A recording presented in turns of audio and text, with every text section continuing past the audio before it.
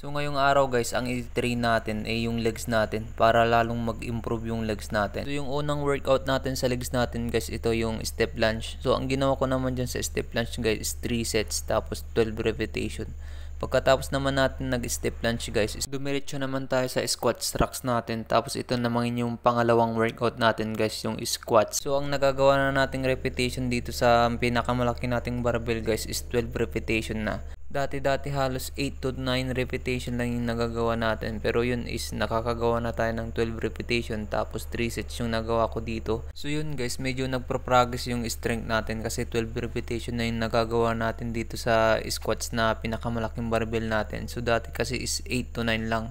So kung titingin kayo ng progress guys, hindi lang sa paglaki ng muscle natin o hindi lang paglaki ng katawan. Kung dati is 8 to 9 repetition lang yung nagagawa natin tapos 12 repetition na yung nagawa ko dito, yun is progress na yun. Yung iba kasi ang definition nila sa progress guys, pagka lumaki yung katawan mo. Pero pagka ilang years ka na nagbubuhat at hindi pa ganun lumaki yung katawan mo, sasabihin nila hindi ka nagpa-progress. Pero hindi nila alam nagpa-progress din yung strength mo. Yun nga lang sa muscle, pagka kulang ka talaga sa nutrition, matagal talaga yung progress niya, lalo na pagka natural talaga. Mabalik tayo dun sa exercise natin. Pagkatapos nga natin nag-squats guys, ito naman na yung ginawa nating superset natin.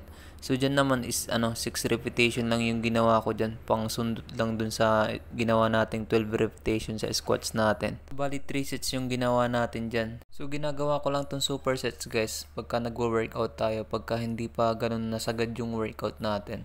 Kaya yun, parang sinusundot natin. So pagkatapos nga natin nag-squats guys, ito naman na yung sinunod natin, nag-RDL naman na tayo. So ang binuhat lang natin guys is ito lang. Bali dumbbells lang din yung binuhat natin, hindi na tayo masyadong nagbuhat ng mabigat dito.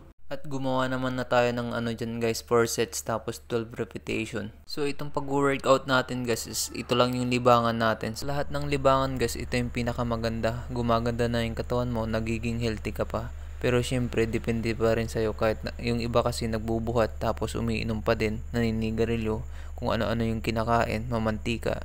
Kaya ayun, parang wala lang din. Pero galing din ako sa mga bisyo na yun, yung laging umiinom, naninigarilyo. Pero nung nag-start ako nagbuhat, yun natanggal ko yun. Unti-unti ko siya natanggal.